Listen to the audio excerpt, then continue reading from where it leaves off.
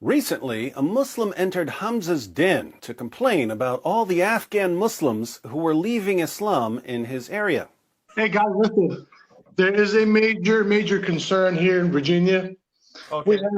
We have lots of Afghans literally leaving Islam. If you look at Apprehend My Channel, I'm trying to call them back in Farsi. They are leaving it by the masses. A lot of them, guys. A lot of them. It's crazy. Keep in mind, he's just talking about Afghan Muslims leaving Islam in his city. You know where else Muslims are leaving Islam? Everywhere there's an internet connection.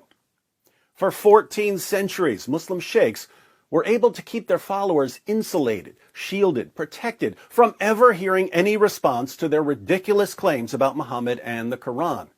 Fast forward to the 21st century, when anyone with an internet connection can look up what their sheikhs are claiming about Muhammad and the Quran, and what do you get?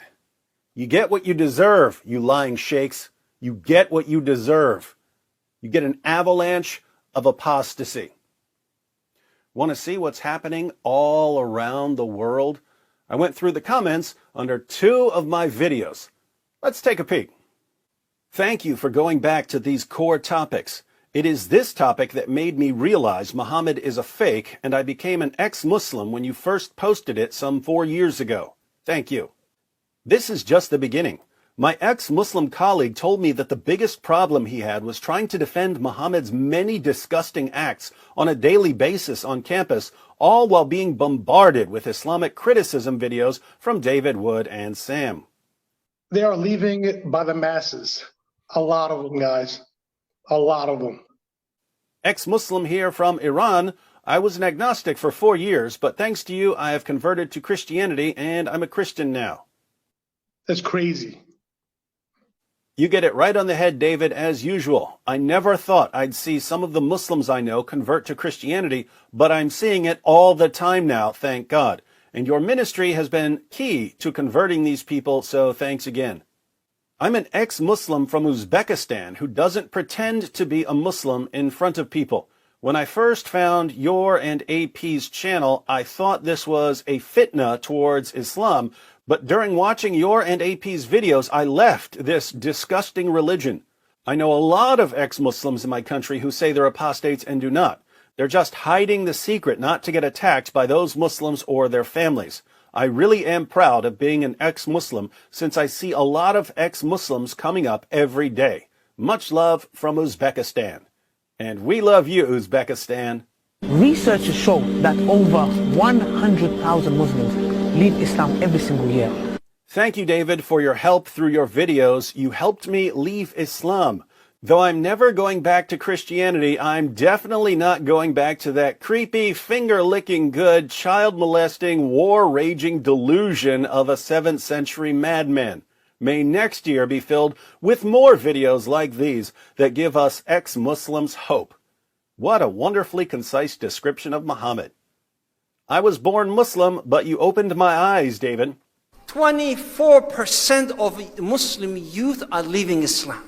Ex-Muslim here, David and CP helped me a lot to leave my religion.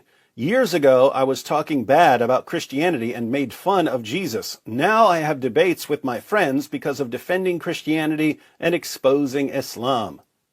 David Wood and Christian Prince opened my eyes. Thanks to David, I became an ex-Muslim 1 year ago.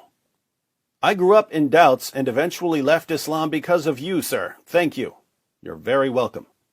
Our youth are full of doubts and nobody's answering their questions. Hi, Mr. David Wood. May God bless you and your good work. I have to go through most of your videos and I have used them to convert a lot of Muslims here in Nigeria. And I do this from the prison. We have 1,000 inmates in here and I'm also one of the inmates. With the grace of God and your videos, I'm able to convert 250 inmates from Islam to Christian. There are others, too, who want to convert, but they're scared of losing family, too. Please keep the good work going. May Almighty Yahweh bless you. I would like to become apologetics like you. Sounds like you already are, my brother. Note to everyone else. Prison is an awesome place for apologetics and evangelism. Your videos played a key role for me 3 years ago when I left Islam. You really did change my life. Thank you, David. I'm a Christian, and I have 3 friends who left Islam because I showed them your videos and AP's videos. Thank you very much. Your child is going to become an apostate. Shut up!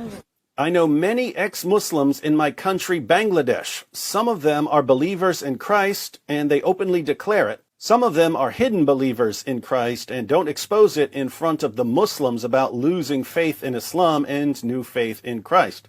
Some are apostate and agnostic now. There are some churches in my country that are conducted by ex-Muslims. YouTube suggested me to you 2 years ago, and then Hera Sultan and Ghalib Kamal, all of you helped me to understand Islamic reality and left it. Now I'm human only. I love Christians, love Jews, and love whole human beings, and love you so much for opening my eyes. From Pakistan. And we love you, friend from Pakistan.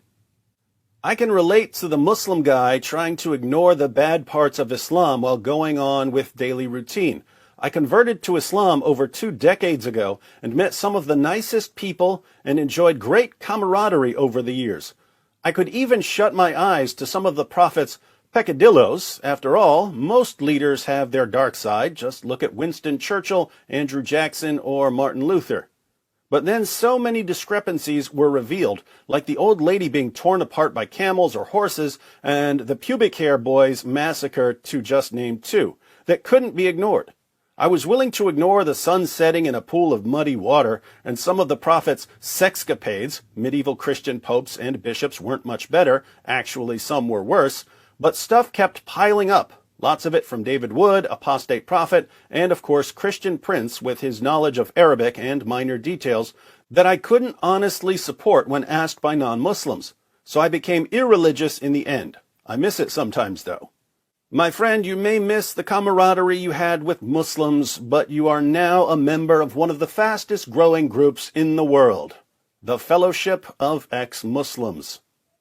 I've become an ex-Muslim for almost 10 months now. I'm so glad that I came across David Wood videos when I tried to learn more about Islam. David Wood has given the most truthful Islamic education that I won't be able to study if I were only to listen to Muslim scholars. The greatest thing about David is he always gives the Islamic source that no one can deny without lying to themselves. Keep up the good work. And if we don't take constructive steps to deal with this, it is going to become an avalanche, a tsunami. To all you sheikhs and imams and dawagandists who are watching, this is what happens when you use deception and manipulation and threats of violence to control people. It may work for a while. It may work for 14 centuries. But eventually, the people you've been deceiving and manipulating and threatening get an opportunity to think for themselves. And that's when you lose control over them. And when you lose control over them, you panic. And when you panic, you get desperate. And when you get desperate, you put the future of your religion in the hands of da'is who are only going to accelerate the avalanche. If you look just at the Quran, you will get the indication that you can have sexual intercourse with a 5-year-old. So if you're Quran alone, you're allowed to have sexual intercourse with 5-year-olds. Get me one verse in the Quran which says the woman has to be pubescent. So if you're Quran alone, you're steered towards pedophilia, and a severe type of pedophilia. How's that for a cup of cold Zamzam water in the face? It just backfired on you. It just backfired on you. This is a part of a religion. There's a reason to it. Yeah?